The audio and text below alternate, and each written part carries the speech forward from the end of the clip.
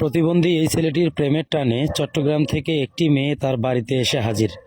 অবশেষে যা ঘটে গেল চোখ কপালে ওঠার মতো। সবাইকে বলবো, পবিত্র ভালোবাসার নিদর্শন চাইলে ভিডিওটি দেখতে থাকুন।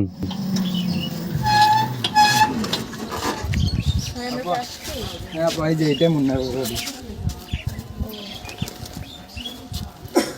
কে আপনি? দেখো তো কে আমি। আরে শিলা, তুমি কিন্তু এখানে কিভাবে আসলে? ভাই, অনেকক্ষণ হলো এই মেয়েটা আপনার বাসাতে ছিল, তাই আমি তার সঙ্গে করে আপনার বাসা অব্দি নিয়ে এলাম। এই, তুমি চুপ করো।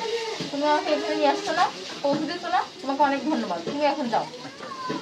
আর তোমাকে একটা কথা বলি, আমি কিন্তু বাসা থেকে একবারে চলে আসছি, আর যাব না।